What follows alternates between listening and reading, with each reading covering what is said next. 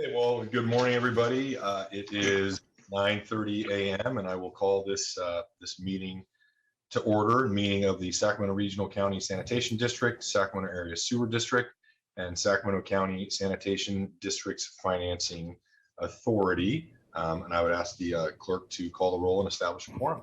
Good morning. Member Bruins? Present. Member Harris? Here. Member Frost? Here. Hume? Here. Kennedy?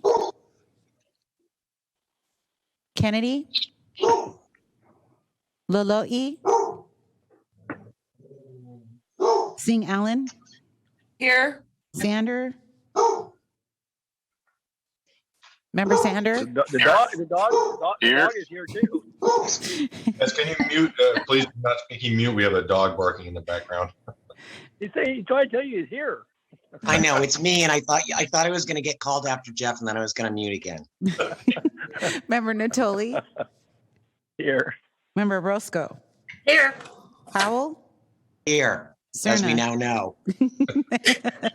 Cerna? Here. Valenzuela? Here. Vang? Chenier? Villegas? Here. And Desmond? Here. And you have a quorum. Thank you, Madam Clerk. Can you please read the opening statements? Yes, this meeting of the Sacramento Regional County Sanitation District and Sacramento Area Sewer District is being broadcast live on Metro Cable 14, the local government affairs channel on the Comcast Consolidated Communications and AT&T UVerse cable systems. This meeting is closed captioned and live streamed at Metro 14 Live at saccounty.gov. Today's meeting will replay Sunday, February 27th at 6 p.m. on Channel 14. This meeting can also be viewed at youtube.com/Metro Cable 14. In accordance with Government Code 54952.3, compensation for meeting of these legislative bodies is required to be verbally disclosed. The amount of $100 will be paid for each member participating today as a member of the Sacramento Regional County Sanitation District, and the amount of $100 will be paid for each board member participating today as a member of the Sacramento Area Sewer District. Compensation for Sacramento County supervisors and City of Sacramento council members is paid to the county and city respectively to partially offset the costs of those governments. Compensation for other board members is delivered to the individuals. In compliance with the directives of the County, State, and Centers for Disease Control and Prevention, this meeting is live streamed and closed to in-person public participation. Meeting procedures are subject to change and pursuant to guidelines related to social distancing and minimizing person-to-person contact. Making a verbal comment during the meeting. On the day of the meeting, dial 916-875-2501 and follow the prompts. Clerk staff will contact you and transfer your call into the meeting to make a comment on a specific agenda item or off-agenda item. Public comments will remain open until closed for a specific agenda item or off-agenda item. Written comments are always accepted. Send your email comments to boardclerk@saccounty.net. Mail a comment to 700 H Street, Suite 2450, Sacramento, California 95814. And written comments are distributed to members and filed in the record. This concludes my announcements. Thank you, Alma. And now I'd ask, I don't know if we have a flag. Well, we can look at the board chambers there. I would ask Director Harris to lead us in the Pledge of Allegiance, please. Thank you, Chair. Salute and pledge. I pledge allegiance to the flag of the United States of America and to the republic for which it stands, one nation, under God, indivisible, with liberty and justice for all. Okay, thank you, Jeff. Okay, Alma, can you please call the first consent matters and read those? Acting as the Sacramento Regional County Sanitation District, District Consent Items 1 and 2. I'll move consent. Hume, second. Okay, we have a first and a second. Thank you. First, I'll ask if there are any comments from any of the directors on these consent matters. I don't see any. Any public comments about these two consent matters, Madam Clerk? No, sir. We do not have any public comments for items 1 or 2. Okay, seeing no comments or requests from the directors, please call the vote for these consent matters. Member Bruins?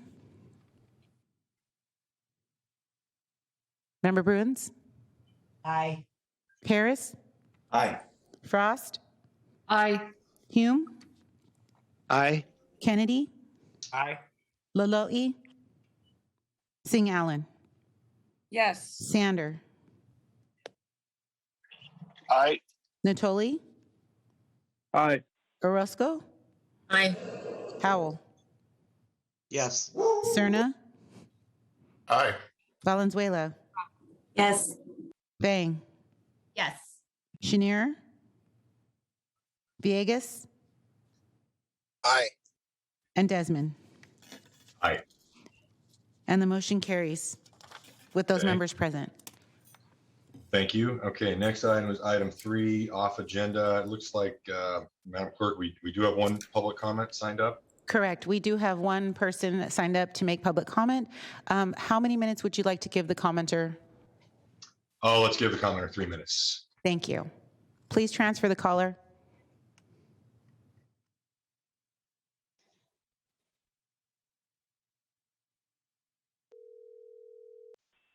Hi, caller. Hello, You have 3 minutes. Please start with your public comment. thank you. My name is Eric Kristen. I'm the Executive Director of the Coalition for Fair Employment and Construction. We are a statewide organization that was formed in Sacramento 23 years ago to oppose project labor agreements and the discrimination and exclusion and waste that they represent. At your December 8th meeting, when the issue was haphazardly jammed through without any previous discussion on the issue itself, we pointed out the method by which you were putting this PLA forward and how really it was just something that had not been seen across the state previously. Typically, this is something you have discussion items previous to that action item. You have both sides come in and make a presentation, not just the proponent making outlandish and false claims about what a project labor agreement is because he represents big labor special interests. That's not how you ever do something like this. The dishonesty about the way in which the PLA was discussed was also problematic because there was nobody there to answer the claims being made by the director that was proposing this. For instance, when a question was posed to the director as to whether or not a non-union worker who happened to work under a project labor agreement had his money sent to a union health, welfare, and pension plan, whether he would ever get that money, the answer from the director was, well, if he works long enough, he'll be able to access those funds. Yes, and if he doesn't work long enough, those funds will be stolen from him. That's wage theft. That's what project labor agreements do. That's why hardly anybody in the state uses them, and it's why they are so problematic. The board needs to conduct a survey of the contractors that they do work with and find out where they stand on project labor agreements, similar to what the East Bay Municipal Utility District did, the San Jose Unified School District, and others. When they received their surveys back from the contractors they do work with, they found that they would lose 50% of their bid force if they went forward with the PLA. But you don't need to go to the East Bay Municipal Utility District to find out what would happen. You just go to the city of Sacramento, where they actually pulled projects from falling under their project labor agreement because they simply weren't having anyone bid them. 9 out of the 10 largest electrical contractors in the city of Sacramento are non-union. Your largest mechanical contractor is non-union. Your largest general contractors, 5 of the top 8 are non-union. You need to look at what you're doing and who you're going to be hurting. You mentioned that the 3 general contractors had been, quote, worked with PLAs in the past and they could do so again. But what you didn't ask them was, do you think this is a good idea and is this something that we should be doing? That's the question that needs to be asked of them. We've sent you what a PLA is going to look like. You need to make sure it's a fair PLA. We've invited all of you onto Zoom calls to meet with our members. We've heard back from 4 of you. We want to ask the others who we've not heard back from, why are you afraid to meet with the people that you're going to be hurting? Please meet with our members and hear what a PLA does. Thank you. Just as a comment, I received no communication from anybody. So if I'm on the list of people that didn't respond, it's because you didn't contact me. And that's Board Member Howell. Thank you, Carrie. Okay, any other public comment for off agenda? Alma? No, sir, that is the only public comment we've received. Okay, thank you. Then we'll move on to district separate matter item 4. Item number 4, adopt amendments acting as a Sacramento Regional County Sanitation District. Adopt amendments to the Sacramento Regional County Sanitation District Consolidated Ordinance. You waive full reading and continue this item from January 26, 2022. All right, good morning, Chair and board members. Your board introduced this ordinance amendment at our last meeting on January 26th. It's the second step in the process to adopt amendments to the regional sand ordinance. The amendments are primarily focused on allowing the rollover of unused sewer impact fee waivers from previous years where the annual cap was not reached. The annual cap in Sacramento County is 200 ESDs and in West Sacramento is 8. So this will free up a pool of over 1,100 ESDs of sewer impact fee credits to assist in the development of affordable housing. We didn't receive any comments on the ordinance amendments since they were introduced. So unless there are any questions at this point, the recommendations are outlined in the staff report. And as a reminder, Chair Desmond, you will need to open a public hearing, take any comments, and then close the public hearing. Thank you, Christoph. I appreciate it. I know we had a good conversation about this when we discussed it when it was first brought forward. Are there any comments or questions from any of the directors about item 4? Okay, I don't see any. So at this point, I will open the public hearing and ask the clerk if there are any public comments. I'm just checking with staff. We do not have any additional public commenters on this item. Okay, thank you. So I'll close the public hearing and then bring it back to the directors. Again, seeing no comments from any of the directors, comments or questions. I'll move the staff recommendation. Second. Okay, we have a first and a second and no other comments. So then I will ask the clerk to call the roll. Was that a second by Member Harris? Correct. Thank you. Member Bruins? Aye. Harris? Aye. Frost? Aye. Hume? Aye. Kennedy? Aye. Lolo'i? Singh Allen? Aye. Sander? Aye. Natoli? Aye. Orozco? Aye. Howell? Yes. Zerna? Aye. Valenzuela? Yes. Vang? Yes. Chenier? Villegas? And Desmond? Aye. And I'll call Member Villegas one more time. Okay. And the motion carries with those members present. All right, thank you, Madam Clerk. Okay, I'll move on to item 5, another district separate matter. Yes, item 5 is the Harvest Water Program Quarterly Report for October 1, 2021 through December 31, 2022. I'm sorry, 2021. I'm so sorry. Okay, and I think we have Terry and Mike presenting. This is Christoph. I just have a couple of quick comments and then we'll turn it over. Before we get rolling with the presentation, it's our first quarterly report on Harvest Water, our major recycled water project. It's probably our most complex capital project in the sense that it's much more than just a traditional construction project. For us, I think there's an unprecedented level of partnership and collaboration with state resource and regulatory agencies, other public agencies, the farming community, and NGOs. And for this reason, we actually manage 2 programs within Harvest Water, the administrative program and the capital program. Since this is our first report, we're going to be filling in some background so everyone has a baseline understanding of what the project is all about, and then a status update as well. And then future reports will be shorter and focus just on the status updates. So with that, I'm going to turn it over to Terry Mitchell, who manages the administrative program, and then Mike Crooks will follow her to discuss the capital program.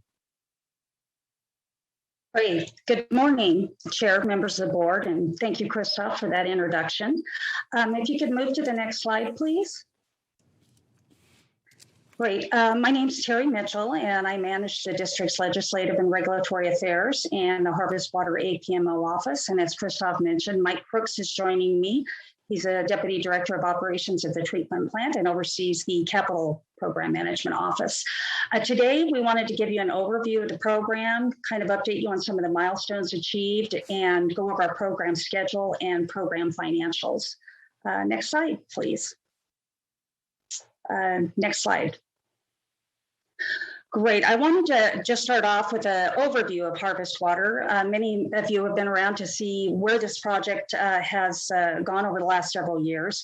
The program is going to be delivering 50,000 acre feet per year of recycled water to around 16,000 acres of agricultural and habitat lands in southern Sacramento County. The graphic here on the right illustrates kind of the program delivery area. The recycled water delivery area is bound by I-5 on the west, 99 on the east, and then Bilby and Camera Road to the north and Twin Cities Road to the south. This particular area is obviously heavily in agriculture, and with the delivery of recycled water, we'll be able to provide what we call an in lieu groundwater recharge. Currently, farmers in the area are utilizing groundwater. This project, rather than pumping as much groundwater, will provide them a source of recycled water. And as a result, we will see some additional increase in elevations of groundwater, and I'll get into a little more specific on that. The program does agricultural irrigation both in the summer, and there is a wintertime component as well. And the project produces multiple benefits: groundwater restoration, ecosystem improvements, water quality, has a conjunctive use element that can be used during droughts, and also helps with climate resiliency. I wanted to just take a step back and talk about the $287.5 million that the Harvest Water was awarded. We've been engaged in legislative and regulatory efforts for many years, and specifically advocating for funding for recycled water project, and specifically Harvest Water.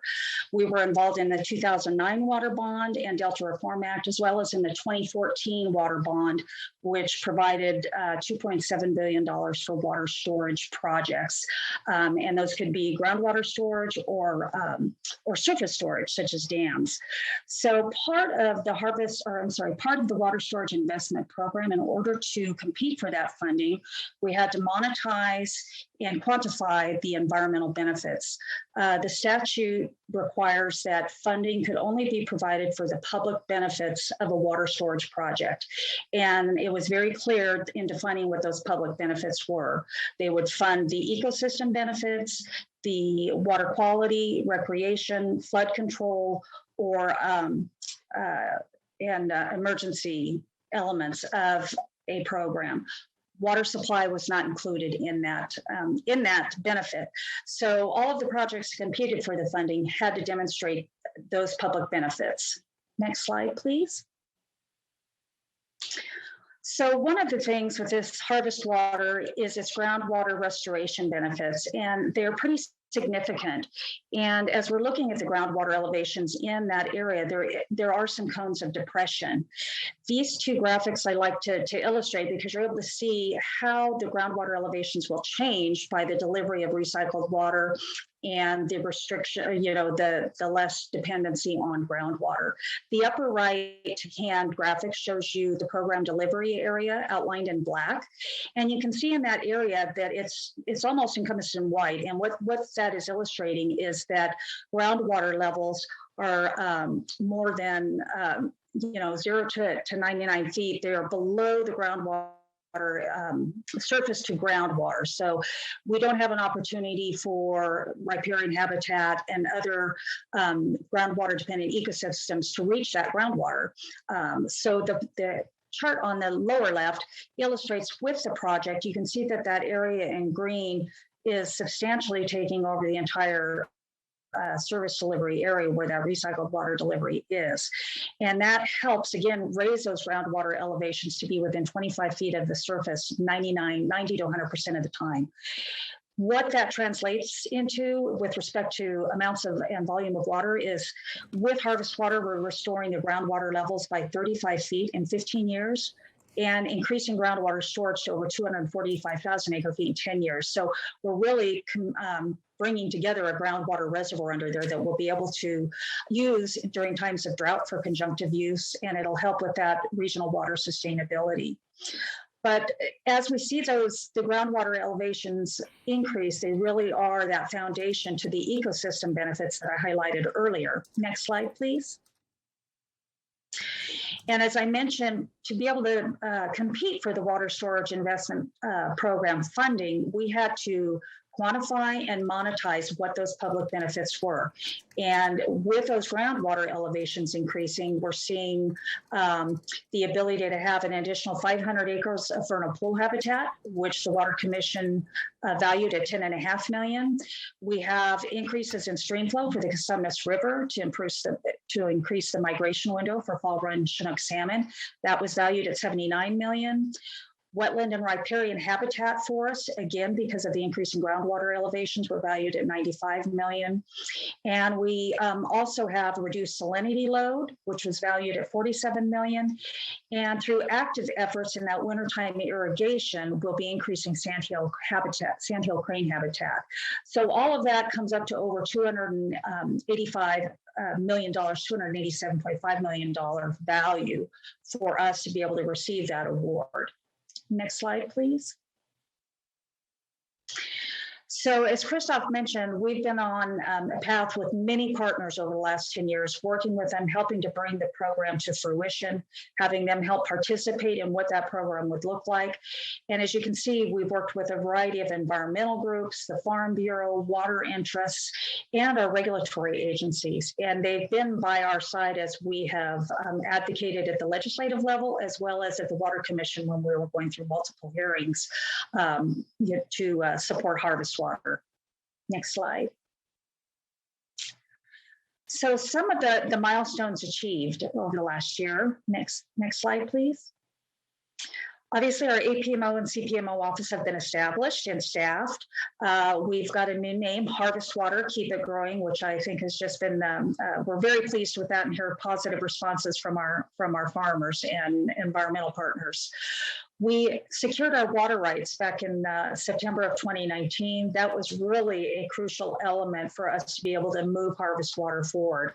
That gave us the ability to move that water to a specified place and for a specific use, specifically for agricultural irrigation and habitat enhancement. We completed the LAFCO annexation in June of 21. That was annexing the water recycle delivery area to regional sand for recycled water delivery only. We've completed our CEQA and NEPA documents, and our environmental permitting is nearly complete. We are hopeful to get the final authorization from the South Sacramento Habitat Conservation Plan, and we're anticipating that approval hopefully by the end of March of this year. So a lot has been happening over the last year or so. Next slide, please. We've also been working with the Water Commission to meet those mandates that are required under the Water Storage Investment Program. We were able to secure $14 million in early funding earlier this year in September, and the statute allows 5% of the award to be provided early on. And then in October, we had to go back to the Water Commission to have them make a determination. Again, there was a statutory deadline that the Water Commission had to, the applicants had to be able to provide their CEQA documents and the financial aspects of the project, how it will be funded beyond just the grant award. And at that hearing, the commission did determine harvest water met the statutory deadline and was feasible to continue to move forward in the WSIP funding program. Our goal for 2022 is to enter into the benefit agreements with Department of Fish and Wildlife and the State Water Board. As I showed in the previous slides, the funding that we've been awarded is dependent upon those benefits that we quantified and that were monetized. So we need to enter into those contracts with these agencies and agree on the metrics on how we're going to demonstrate those benefits. Once we get to those contract negotiations and are complete with them, we'll be able to go back to the Water Commission to obtain a final funding agreement and receive the full award. Next slide, please. Next slide, please. I'm going to highlight a few additional updates. Obviously, our landowner outreach and our partnerships are still ongoing and working with our local growers. We've worked extensively with the Sacramento County Farm Bureau. They've been a great partner helping us reach out to the landowners in the area, attend their Farm Bureau meetings. We publish multiple newsletter articles in their bi-monthly newsletters, as well as their e-blasts. We've been out pounding the ground, working with farmers to get them supportive of the program. I'm pleased to say we've got 93% of the recycled water demand met with 50 landowners. And we continue to build our partnerships with our environmental partners and conservancies. Where this program is located, there's a benefit that it is surrounded by Stone Lakes National Wildlife Refuge, as well as the Cosumnes Preserve. So they're also partners with us as we move this program forward. As you recall, our ecosystem boundary is well beyond the program delivery boundaries. So those benefits are realized quite along a quite large area. Next slide, please. And some of you have seen this slide before. And again, I'm just very pleased with the folks that have been able to be out there on the ground, even with COVID, to secure those letters of interest from our growers. This graphic shows you again within the recycled water delivery area, all those parcels that are highlighted in kind of that lime green have all submitted letters of interest and are eager to see our recycled water delivered to them. And we still have a few parcels we're reaching out to, but really, really quite successful. Next slide, please. This is, again, as I mentioned, the eco plant area. The project obviously has a capital component where we'll be delivering that recycled water, but again, illustrating how the ecological plan, which is what the funding is all based upon, again, illustrates that breadth of area that's going to benefit. Again, this may be a little bit challenging with all the different colors, but the recycled water delivery there is in red. The black lines are the various pipelines that are going to be delivering, but you can see the expanse of that eco-plan area within around the white border. And that helps us in many instances. Obviously, we're expanding the ecosystem benefits, but it also helps us be able to quantify and ensure that we can meet those commitments with Department of Fish and Wildlife and the State Water Board. Next slide, please. A couple graphics just kind of drive the point home on how we're working with this and the eco plan itself, because the eco plan is really a core component as well of harvest water. And so we'll be having passive eco-plan benefits just by virtue of the groundwater elevations increasing and allowing groundwater dependent ecosystems to reach that water. But we'll also be doing some active controls as well, working with landowners that want to participate, putting up potential fencing to help minimize grazing and impact on rural pools or wetlands, again, delivering that recycled water. Increasing the groundwater connectivity between the Cosumnes River and the groundwater table. So all of those are really intertwined and working together. Next slide, please. Then we have the wintertime irrigation, which is a very active component as well. So we'll be delivering recycled water to fields that are willing to be flooded. That will provide roosting habitat for sandhill crane. And at the same time, we'll also be working with our landowners for instance, winter wheat crop foraging. So there's the sandhill crane will have a place to be able to forage for their food. So again, it's a active measure, but working concurrently with the landowners and farmers. And we will, this next year, hopefully work into some demonstration projects with those landowners. We've surveyed many of the farmers, and we've had a tremendous interest by meeting our 80% of the targeted acres for sandhill crane habitat and eco plan benefits. So again, great support from our landowners and farmers in the area. Next slide, please. Another benefit of this program is for the groundwater sustainability agencies. The Sustainable Groundwater Management Act, which was passed by the legislature, requires various groundwater basins to develop groundwater sustainability plans and ensure that they're going to be meeting sustainable yields. Harvest water has tremendous benefits to the groundwater table within that area. We've been working closely with the South American Subbasin and the various groundwater sustainability agencies as they develop their groundwater sustainability plan. And harvest water is actually listed in their GSP as a near-term project to help them meet their sustainability goals. So again, it just demonstrates with harvest water the multiple benefits that it truly has, helping the ecosystem, water quality, groundwater sustainability, and delivering a secure water source for our farmers in southern Sacramento County. Next slide, please. Moving forward, obviously, we're going to continue our landowner outreach and working both with our farmers for both recycled water service as well as eco-plan participation. We are going to be working on our recycled water agreements with the landowners. We'll be bringing those templates back to your board, but we're working on those agreements now, getting those templates developed, continuing the benefit agreements with with Department of Fish and Wildlife and State Water Board, and ultimately with the Water Commission.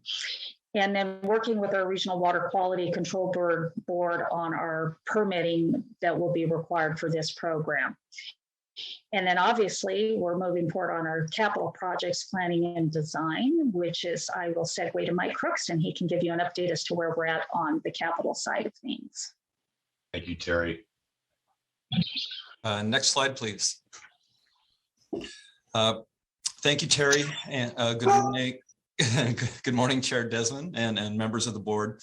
As Terry mentioned, my name is Mike Crooks, Deputy Director of Regional SAN Operations and also manager of the Harvest Water Capital Program Management Office. And so I'm just going to go briefly through some updates and highlights of the CPMO program and our activities over the last year or so, actually. Next slide, please. So I'll start by saying that the CPMO was officially launched in spring of 2020 with the execution of a consultant agreement for program management services. So our program management partner is a joint venture consisting of Brown and Caldwell and Carollo.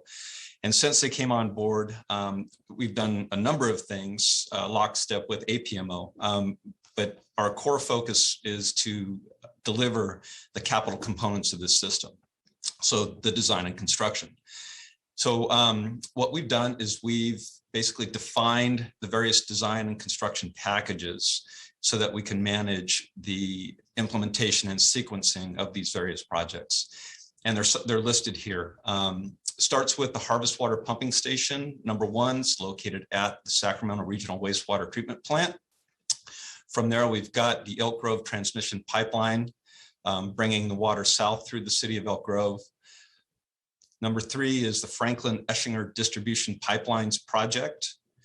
Number 4 is what we call the South and Central Distribution Pipelines. They connect to the Franklin-Eschinger pipelines.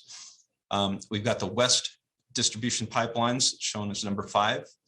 And the 6th element pretty much is scattered throughout the service area. And those are the on-farm connection assemblies, which are the improvements that we'll actually construct on each of the properties that are taking the water. Next slide, please.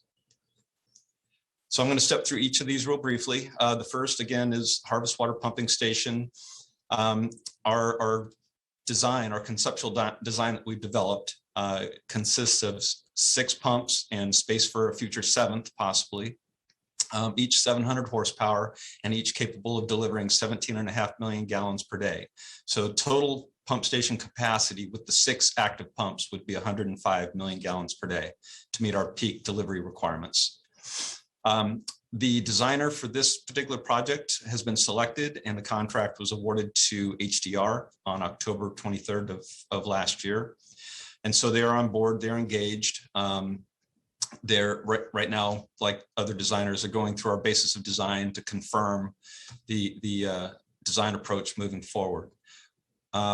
We currently are scheduled to complete design next year and go out to bid and award a construction contract and then issue notice to proceed with construction in the summer of 2023. Next slide. Next project is the Elk Grove Transmission Pipeline. This is a large diameter pipeline that connects to the pumping station and then runs south through the city of Elk Grove. This consists of roughly 5 miles of 66-inch diameter pipeline. This table below shows that approximately 1.5 miles of that 5-mile length is to get out of the treatment plant property, and then an additional roughly 3.5 miles going through the city of Elk Grove down Franklin Boulevard. It's going to be a complex project, and not just because it's big, but we've also got some trenchless crossings that are going to have to be constructed.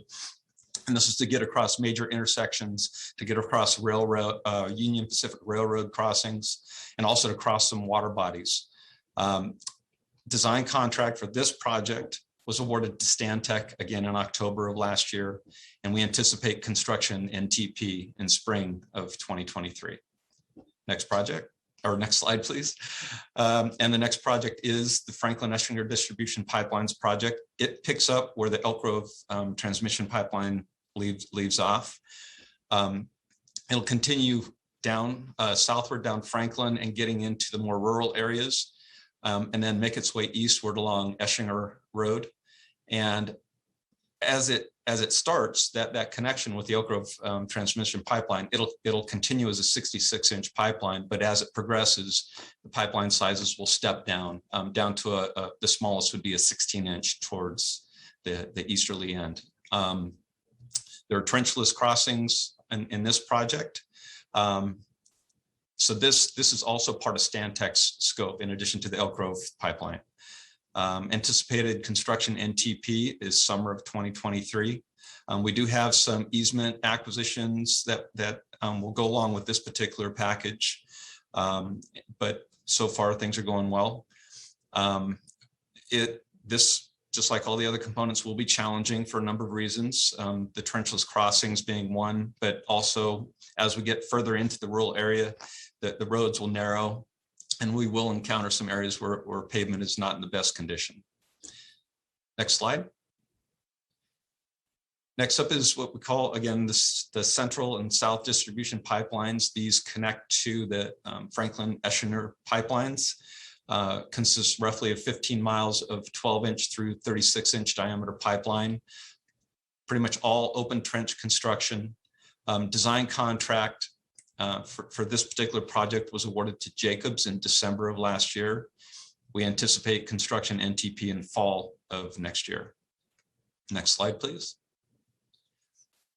The last pipeline project package is what we call the West Distribution Pipelines. This is also part of the Jacobs contract, design contract that was approved in December of last year. This consists of roughly 12 miles of 12-inch through 48-inch diameter pipeline. We do have quite a few trenchless crossings with this particular package, railroad and water body crossings in particular. Construction notice to proceed is anticipated for summer of next year. Next slide.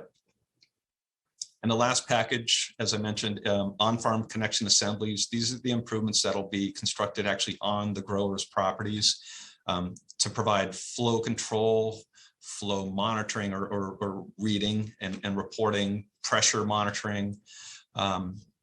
So right now, this particular package has roughly 70 to 100 grower connections that we're anticipating. We won't know the true final number. It's based on the growers actually entering into agreements to take the water. But this is the number that we're targeting. As I mentioned, the improvements that it provides on their property, as well as communication back to the treatment plant to help control the pump station and its deliveries. The design contract for this package was awarded last month to a firm known as KSN. This is a new firm that we've not worked with before, but their proposal was excellent. They're relatively local. They have an office in West Sacramento. They are engaged, they're getting on board, and we anticipate construction NTP summer of next year. Hey, Mike? Yes. You have a question for you. So what is there a cost to the grower for the connections, or are the connections included in the project? Terry could probably answer that better than I do not believe there's going to be a cost to the growers. This is all part of our project that we're delivering. The grant funding will cover a good part of it. Yeah. Terry, I don't know if do you want to add to that? No, I think that's correct. So we're looking at working with the landowners and that the connections would be formed through the grant proceeds. Right.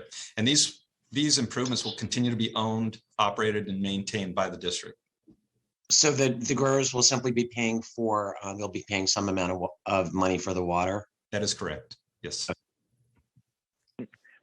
Mr. Chair, when they're done with the presentation, I wanted to ask a couple questions too. This is Member Natoli. Thanks. Okay. You got it, Don. I'll wait when they're done. You'll be first up. Sure. But Mike. Thanks. Next slide, please. Touch on program schedule. Next slide. And since I'm talking, I'll cover the capital side, and then I'll let Terry jump in and cover the administrative side. The schedule bars on the bottom represent the various projects that I just mentioned, and part of the capital program delivery, the pump station, the pipeline packages, and then the on-farm connections. Green bars represent planning and design.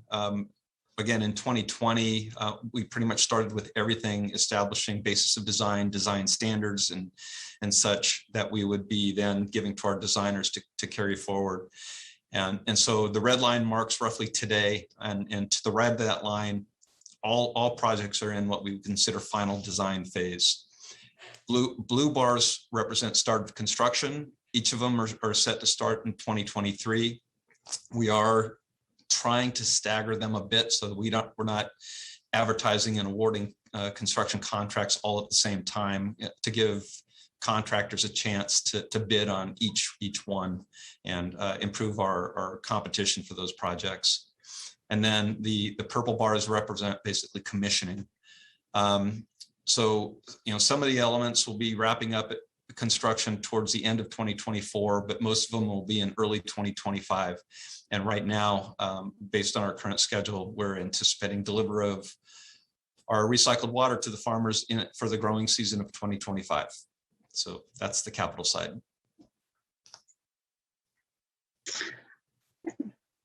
On the APMO side, as you can see, there's a lot of efforts that are concurrently.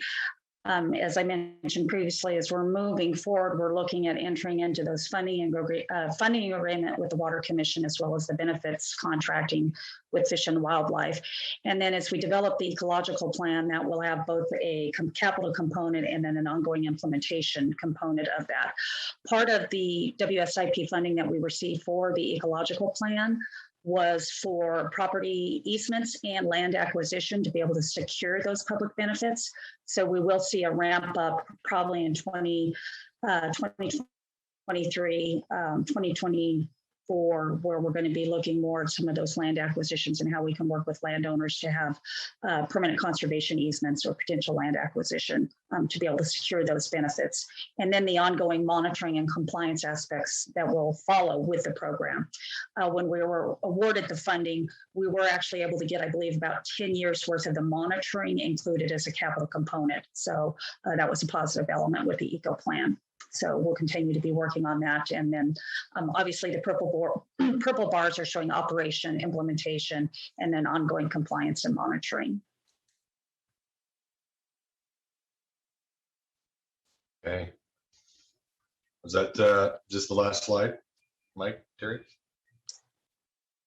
I think we have one or two more. Yeah, sorry. One more. Sorry, I was muted. Next slide, please. And next slide. So we'll talk a little bit about the financials. And Terry, a lot of this, I think, is probably on you. So our program budget overall is, we're looking at $444 million. We have received funding. Obviously, we've received the Water Storage Investment Program grant of $287.5 million. We also have been awarded Bureau of Reclamation WIN grant for $5.9 million. So we're about $150 million funding gap. We are looking at a variety of different venues for additional funding that we think the program will be able to compete for. At the state level, there has been funding with the governor's last budget. $15 billion was awarded for a variety of climate resiliency programs. And we will believe that we'll be able to compete for some of that funding very successfully, again, because our project is a multi-benefit program.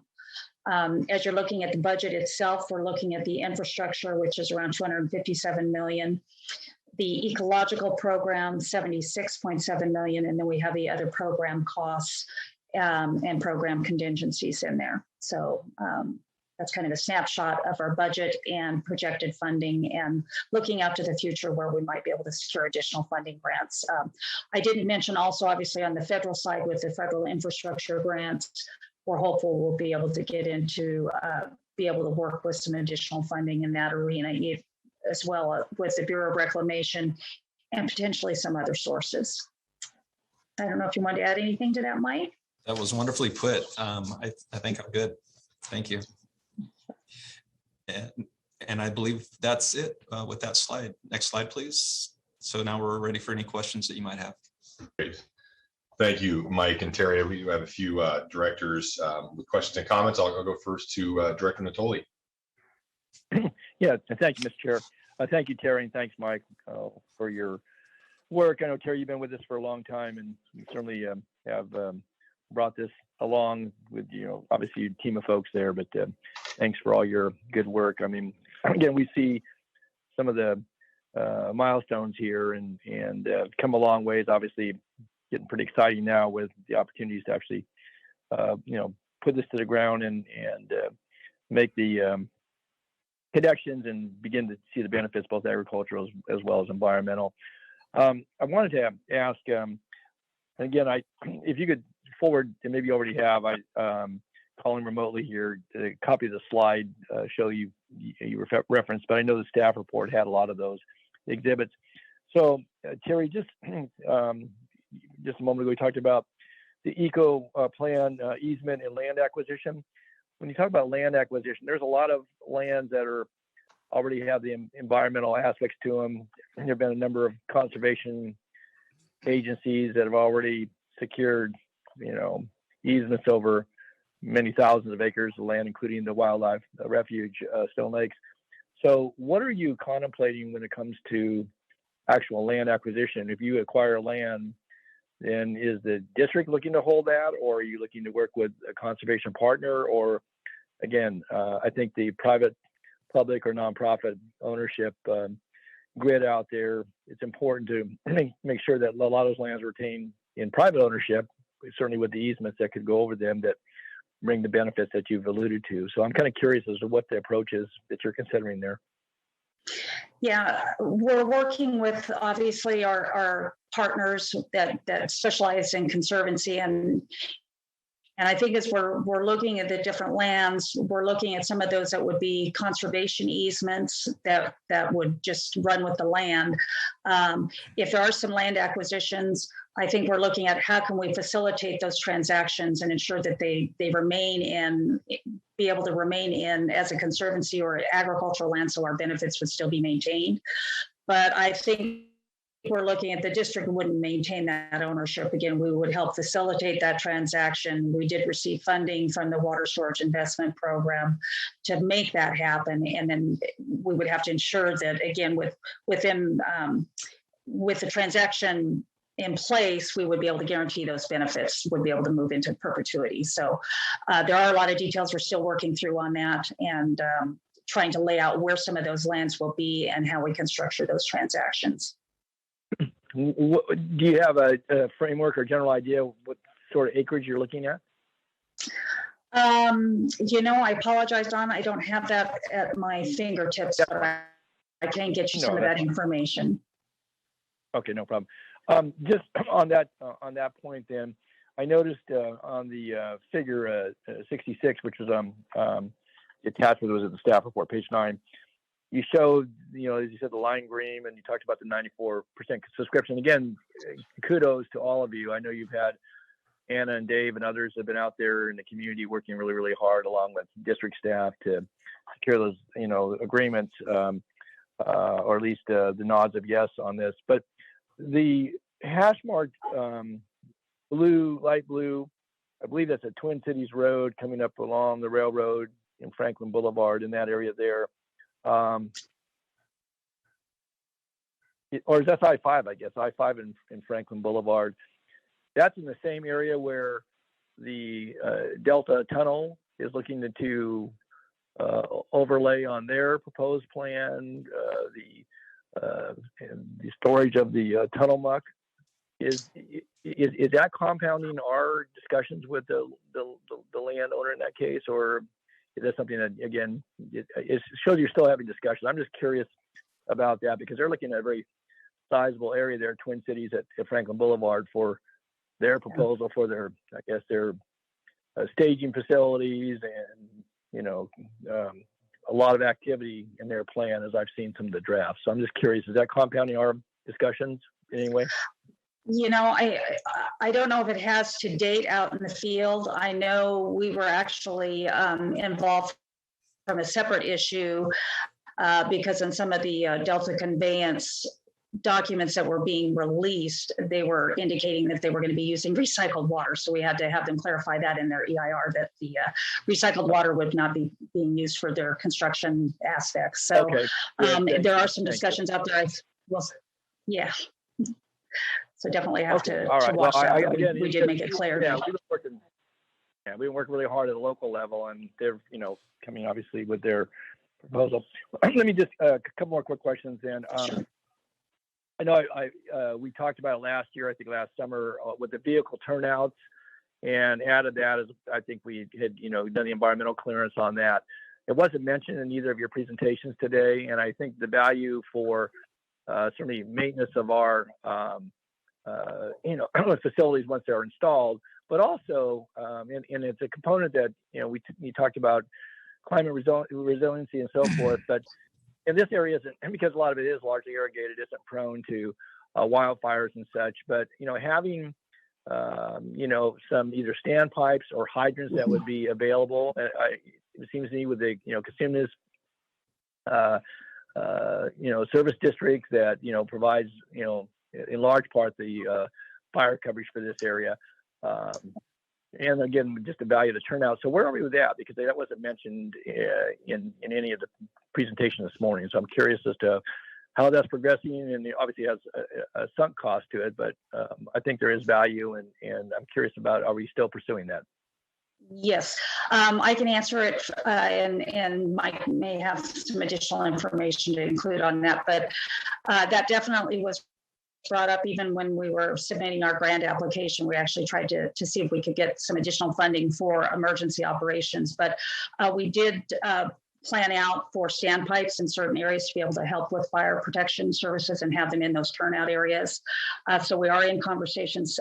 We have spoken with the Casimas River Fire Department. I know we have plans to meet with them hopefully within the next month or so to get a little bit more information, especially since the design work is starting up on that. But seeing how we may be able to facilitate that for fire suppression, again, with a clear caveat that, we're not guaranteeing fire suppression services with pressure and those type of things, but that water at least would be available. So we're planning on meeting with the fire department to identify where some key spots would be where existing turnouts are.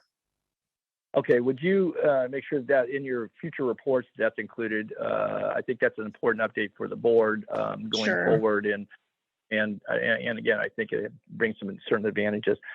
So last two questions. So in the presentation we saw last summer too, there was discussion because of cost estimates and so forth that we would not do the western phase initially, and are we looking at this now still as a total project? Because I think that's really important too. Costs are can fluctuate on a bit on materials and labor, but if you're looking at a second phase 10 years from now, I can't imagine it's going to be any less costly than it would be today, even with some of the inflation spikes we're seeing. So are we still looking at this as a total project to go forward and build it all at once? I'll touch on that a little bit. You are correct. There are a number of pipeline segments that we identified for possible deferral, is what we're calling it. And these segments are all part of the projects that I presented. So the West package, portions of it are going to go in or are slated to go in, but there are certain segments that don't really give us as much benefit as some of the other segments do. And so right now our plan is to design everything. And depending on how our bids come in and how our financials look, we may or may not move to construct those segments that have been identified for deferral or postponing till some later date. Well, one of the things I would offer, and I think there's certainly an awareness as you're working with landowners and so forth, capturing the moment with landowners and willing recipients of the water is important. There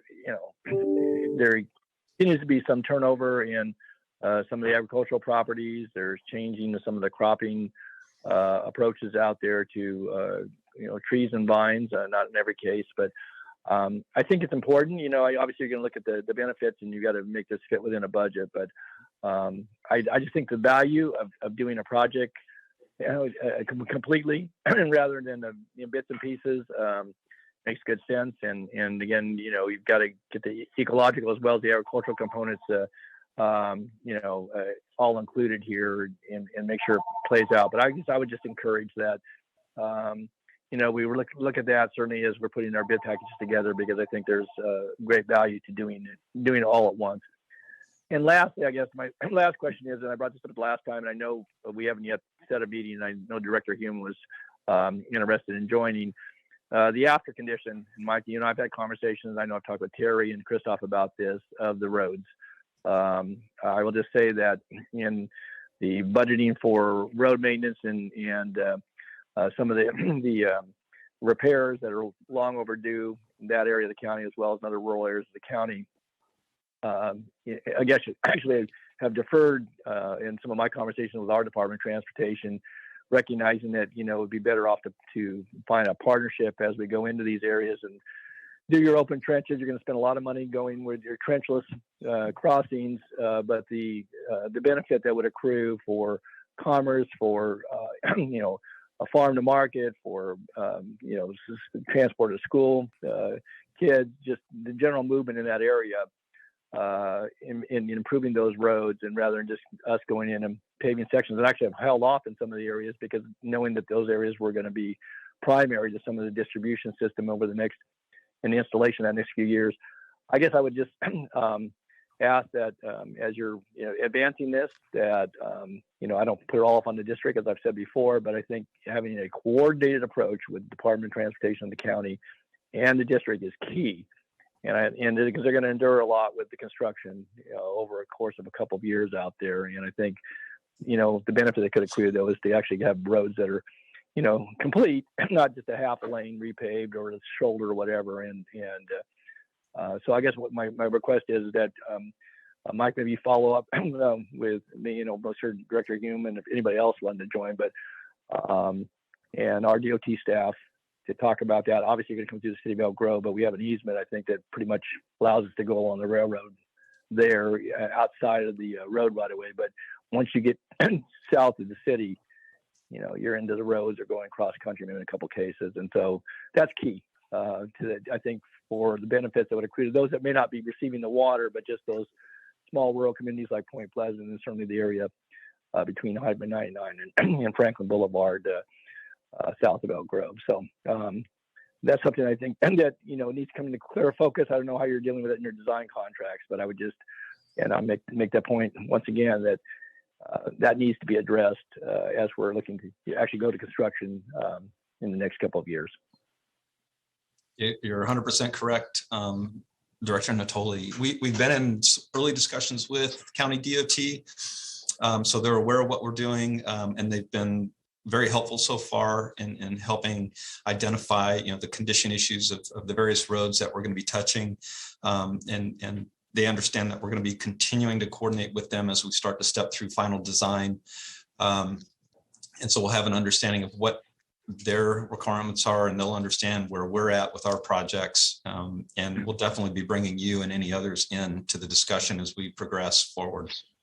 Because I think, Mike, just lastly, there's a budget complement to all this that, where Department of Transportation, working with you folks, and the economy of scale is that if we're going to be out there when doing the work, getting those roads redone at the time, and not to have a half section, that's to have some schedule. So I've talked to Ron Bakari and others as well, and I think that it's really key, and we can see, all the benefits of harvest water, but also a benefit accrue that's probably a generation or two overdue when it comes to the need to address the local road conditions out there. So at any rate, I'd like to make sure we get a meeting maybe in the next 4 to 6 weeks, and again with you and DOT staff, I'd like to be part of that conversation and see, as we're actually putting together budgets for this year for some of the road maintenance. Again, I've got a lot of roads that have been identified, and we've done some spot paving, but I think we're better off maybe, working to actually get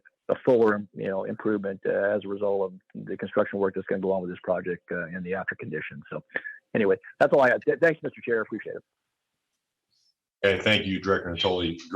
Great points. And I think, Christoph, we're going to be getting quarterly updates, right? So I believe on the project. So it'll be great to hear about some of these plans as you move further along in terms of the roadways. Next, I'll go to Director Hume and then Director Villegas. Thank you, Chair. I'd like to begin just by pointing out for those who keep track of such things that the 66-inch main distribution pipeline, by my math, is roughly about 3/4 of a Prabhakar. So important to keep that in mind. First, I'd like to just provide my kudos to staff for the brilliance behind the branding of these two major projects. The Eco Water project obviously is bringing water back, and the Harvest Water project is putting that water to use. And toward that end, the Eco Water project in every aspect of scale was a much larger project and much more important relative to maybe best practices and that type of a thing. But this project, the Harvest Water project, to me is the most exciting project that I've seen happen in regional SAN. For all of the benefits that were outlined in the slides, but also because I've long maintained that as ratepayers in the region, a lot of the water that comes through our plant started as groundwater in our region. And we paid to pump it, we paid to use it, we paid to send it to the plant, and we paid to clean it. And then we were expected to give it away for free for other agencies to use it as a profit center. And so I think it's important that we lay claim to those water rights and that we're able to keep that water in this region for all of those benefits and the recharge and everything else that was put forward. So I'm excited to see this thing move forward. I'm looking forward to having more regular updates on the progress as we move forward. And I would just like to offer my full-throated, endorsement of the points that Director Natoli raised relative to the roads and trying to take advantage of the economy of scale to do some meaningful improvements out there. So great job on the presentation, and very excited to see it move forward. Thank you. Thank you. Thank you. Thank you, Director Hume. Director Villegas. Thank you, Mr. Chair, and I'll be brief, and I agree with my colleagues. I want to also thank Director Natoli. I know he's been working on this for 10 plus years, and I'm sure I'm getting the timing wrong, but he's been working on it what seems to be forever. Huge thanks to Terry and Mike, who've been tracking it for the duration, and I think it's indicative of the regional SAN's attempt to be a good steward of our precious resource. I guess the one question that I do have, though, is and thank you for the commitment to giving us kind of the quarterly updates as we go forward. I think this is a project that, as Director Hume indicated, it's good for the order and it's good for the public. It's good for the ratepayers, and I think we ought to find a way to make sure the ratepayers understand this is what we're doing as a body. We've committed to the Harvest Water project and all the benefits that it has. The question I have, though, is I want to understand a little bit more, and maybe today is not the right time, is understanding a bit more about how the groundwater recharge component will work. In the graphic, it didn't really identify, and I wouldn't expect it to, but I do want to understand a little bit more about that, just because the GSAs is such a huge thing that's happening. It's not going to go away. The subsidence issue that was identified or kind of alluded to a little bit is that's a big ticket item. And so I want to understand a little bit more about how the groundwater recharge component is going to work. There's many ways to do that. And I think that's worthy of kind of seeing in person at the appropriate time to see how that's going to work. And so unless you have an answer, I'm not expecting one today, but at some point I would like to follow up on that, because I think that's where we're headed. That's what we're seeing all over the state. And I think it's a key component of this project. So thank you. Director Villegas, I'll just jump in real quick, and we can certainly do something at one of our future quarterly updates to explain it more. But just very generally, the way this works is it's called in lieu recharge. So rather than injecting water into the ground, we're simply providing water for the farmers to irrigate, and in return, they are reducing the amount of water that they're pumping. And so through natural infiltration and recharge, the groundwater table comes up. That assumes it rains every once in a while, but we're just doing this in a sort of a passive way. Okay, very good. I guess so. The question, so then maybe just one follow-up question: are there going to be groundwater monitoring pumps at all to verify? And I don't want to get down in the weeds on this. I just want to understand it because this is, as I said, this is a big ticket item that's not going away anytime soon, given the status of our drought. Yes, there are. But Terry, you want to add anything to that? As part of our metrics that we're going to have to demonstrate with the Water Commission and Fish and Wildlife is we will be counting on existing monitoring wells. We may have some that we will have to install, but we'll be doing ongoing monitoring of those water elevations to be able to track how they're increasing and then providing that information. So there will be ability to measure those metrics and quantify as well. Thank you, Terry. Thank you, Mr. Chair. Okay. Thank you, Director Villegas. Great points. Any other comments or questions from directors? I don't see any hands raised. Okay, I'll ask the clerk, are there any public comments? We do not have any public comments for this item. Okay, well, I will just finish by again thanking you, Terry and Mike, for the presentation. I mean, this is just, really very proud that I'm on a board that's overseeing this. I mean, it's what a terrific project, terrific partnerships. Really appreciate the new illustrations of the impact to the groundwater restoration, and great points by Director Villegas and the other directors. So I look forward to the next update we'll be receiving on this next quarter, I guess, right, Christoph? Okay, and this is receive and file. So then we'll move on to items for both districts, consent matters 6 through 8. Acting as a Sacramento Regional County Sanitation District and Sacramento Area Sewer District. Okay, thank you, Madam Clerk. So are there any comments or questions from board members? Oscar, you still have your hand up. Did you have a comment on any of these? No, sir. My apologies. No problem. Thank you. I'll move the consent items, Chair. Okay, we have a motion from Director Harris. Hume, second. Second from Director Hume. Do we have any public comments on these consent matters, Madam Clerk? We did not receive any public comment requests. Okay, then please call the vote on these consent matters 6 through 8. Could I please request that I get a motion and a second from SASD members? Okay, so you had the first was from Director Harris. Harris second. and Hume. From And Director Harris, Hume. Are they Director both on Harris both? is not. Go ahead. I'm sorry. Okay. So I'm sorry.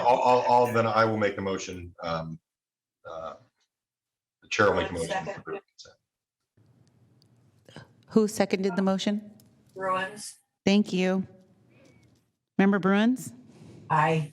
Harris? Aye. Frost? Aye. Hume? Aye. Kennedy? Aye. Laloe? Aye. Singh Allen? Aye. Sander? Aye. Natoli? Aye. Orozco? Aye. Howell? Cerna? Aye. Valenzuela? Yes. Vang? Yes. Schneer?